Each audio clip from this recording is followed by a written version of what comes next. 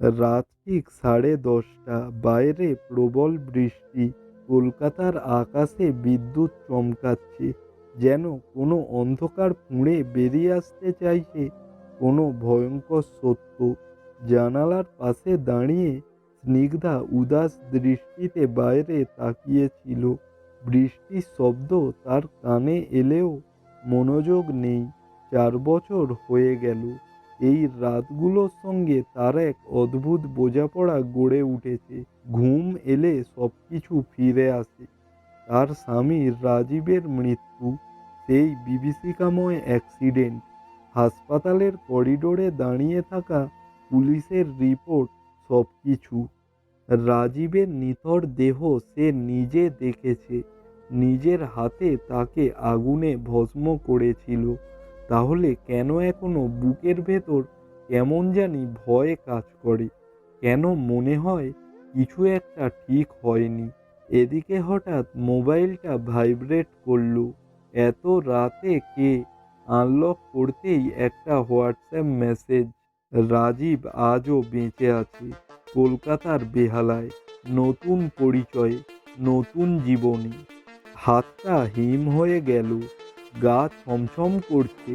প্রথমে মনে হলো কেউ ভুল নম্বরে পাঠিয়েছে, কিন্তু একটু ভালো করে তাকিয়ে দেখে বুকের ভেতর ঠকঠক করে ওঠে।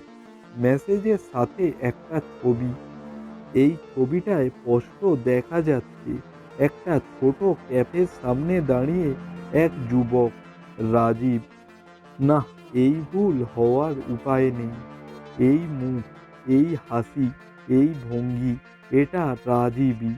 কিন্তু সে তো মারা গেছে। তাহলে?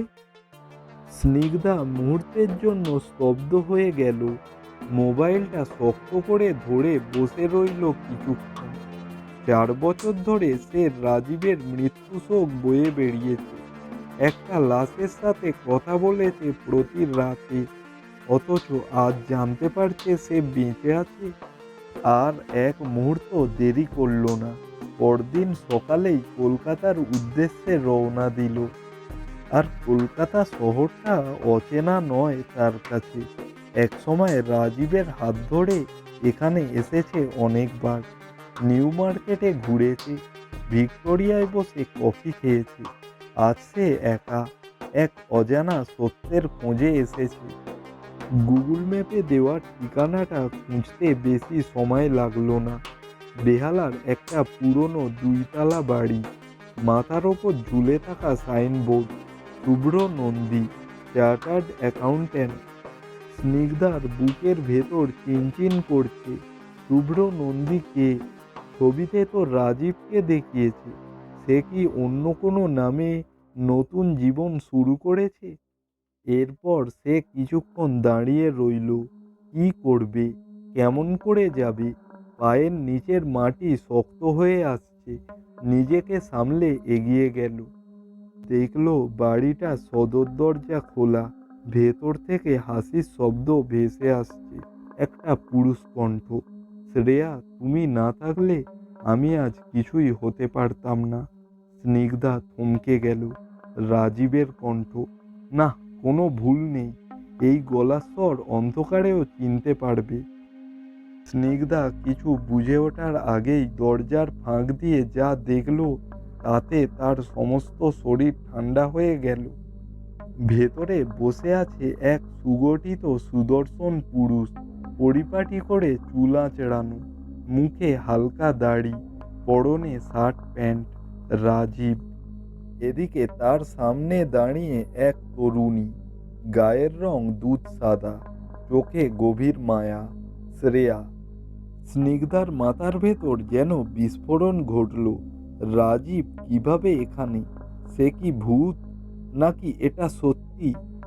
তখনই রাজীব, অথবা এখন যে শুভ্র নন্দী, তাকে পেছন থেকে জড়িয়ে ধরল। শ্রেয়া, জানো, আমার আগের জীবনটা ভুলে যেতে চাই। শুধু তোমার সাথেই নতুন করে বাঁচতে চাই।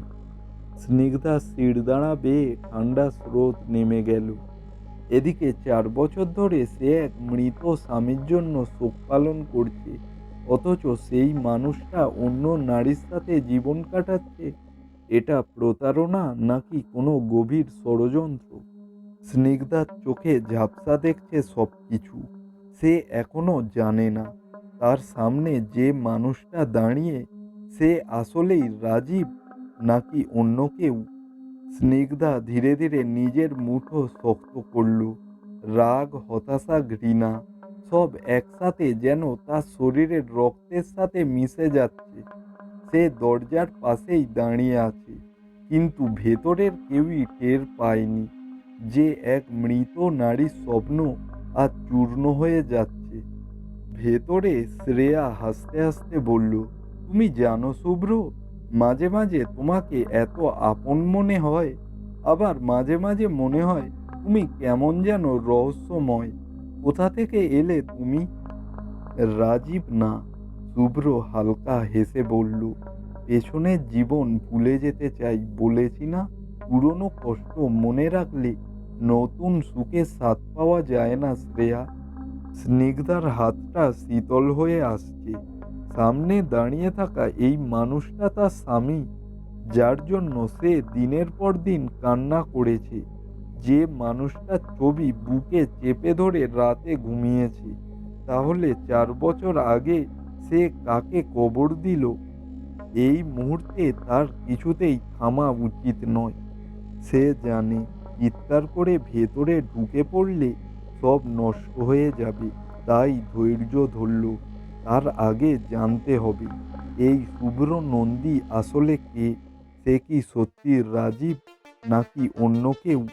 এর পরদিন সকালে স্নিগ্ধা কিছু কাগজপত্র হাতে নিয়ে বসেছিল। পুলিশ রিপোর্ট, অ্যাক্সিডেন্টের মেডিকেল সার্টিফিকেট এবং রাজীবের মৃত্যুর সার্টিফিকেট।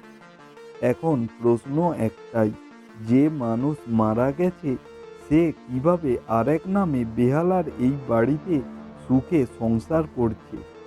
এই তদন্ত শুরু করতেই একটা অবিশ্বাস্য তথ্য বেরিয়ে এলো।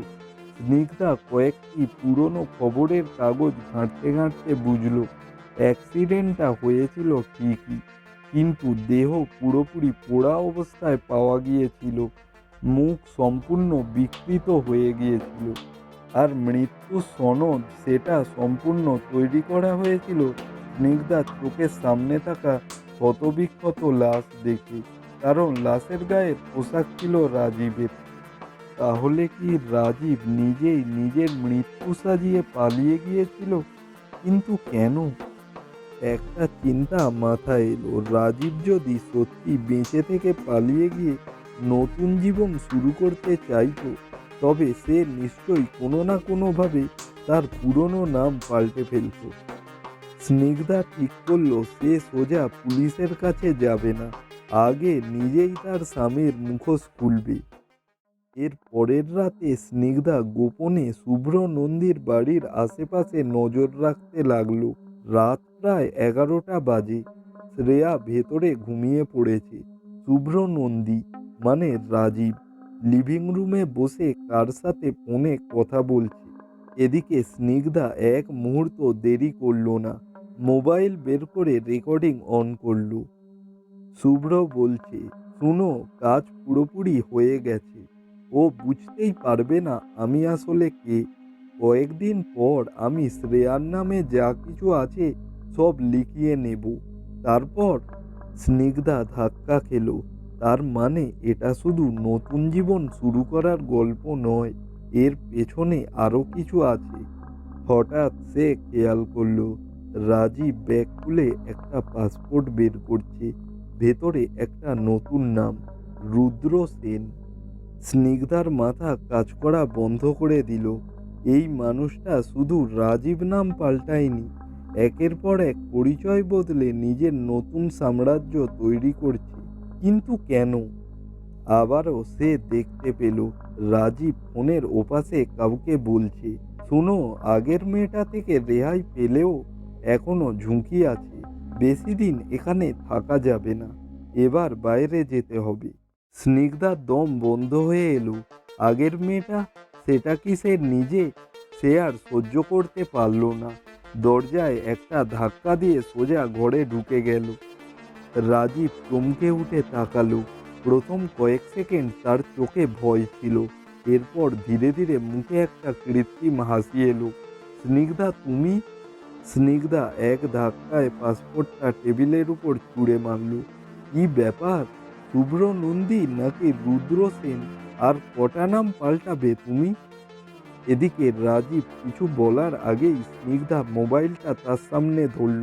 আমি সব রেকর্ড করেছি, তোমার ফোন কল, তোমার কথা বলা। এবার বলো, আমাকে কেন ফাঁকি দিয়েছিলে? আমি তো জানতাম তুমি মরেছ। রাজীব কিছুক্ষণ স্তব্ধ হয়ে দাঁড়িয়ে থাকলো, তারপর হঠাৎ হাসলো। তুমি আসবে আমি জানতাম স্নিগ্ধা, তুমি আমাকে কখনো ভুলতে পারবে না, তাই না? স্নিগ্ধা রাগে থরথর করছে। তুমি একজন প্রতারক। আমার কাছে সত্যিটা বলবে নাকি পুলিশের হাতে তুলে দেবে? রাজীব হাসতে হাসতে বলল, পুলিশ? আমার বিরুদ্ধে কোনো প্রমাণ নেই স্নিগ্ধা। তুমি কি পারবে প্রমাণ করতে আমি মরিনি? তুমি নিজেই তো দেখেছো, এমনকি কাগজপত্রেও তো তুমিই সই করেছো আমি মরেছি। স্নিগ্ধা এবার আর চুপ করে থাকলো না। পকেট থেকে একটা ছোট ইউএসবি বের করে রাজীবের সামনে ধরল। এই চিপের মধ্যে আছে তোমার সব লেনদেন, নতুন নাম তৈরি করার নথি, এমনকি তোমার পাসপোর্ট তৈরি করার ভিডিও ফুটেজ। এবার বলো, পুলিশে যাব নাকি নিজেই সব স্বীকার করবে? এটা শুনে রাজীবের মুখ ফ্যাকাশে হয়ে গেল। সে কিছু বলার আগেই শ্রেয়া ঘর থেকে বেরিয়ে এলো। শুভ্র, এরা কে? এরা কি বলছে? স্নিগ্ধা চোখ সরিয়ে বলল, তুমি যাকে ভালোবেসেছিলে সে আসলে এক মৃত মানুষ, যার নিজের কোনো পরিচয় নেই। আজ সে তোমাকে নিয়ে সুখে আছে, কাল আরেকজনের সাথে থাকবে। শ্রেয়ার চোখে জল চলে এলো। সে এবার ধীরে ধীরে সব বুঝতে পারল। আর রাজীব বুঝতে পারল তার আর পালানোর পথ নেই। কিন্তু তারপর সে একটা শেষ চেষ্টা করল। সে টেবিলের ওপর রাখা ছুরিটা তুলে নিল। এদিকে স্নিগ্ধা তৈরি ছিল। সে আগে থেকেই পুলিশকে খবর দিয়েছিল। আর ঠিক সেই মুহূর্তে দরজা ভেঙে পুলিশ ঢুকে পড়ল। রাজীবের সব শেষ হয়ে গেল। স্নিগ্ধা দরজার কাছে দাঁড়িয়ে দেখল কিভাবে এক প্রতারকের মুখোশ খুলে গেল। আজ থেকে 4 বছর আগে সে যে মানুষটাকে কবর দিয়েছিল সে আজ সত্যিকারের মৃত্যু পেল, প্রতারণার মৃত্যু। আশা করছি গল্পটি আপনাদের পছন্দ হয়েছে। যদি ভালো লেগে থাকে অবশ্যই একটা লাইক দিয়ে উৎসাহ বাড়াবেন। সাথে আমাদের চ্যানেলটাকে অবশ্যই সাবস্ক্রাইব করুন। আজকের ভিডিও আমরা এখানেই শেষ করছি। Tata, bye bye.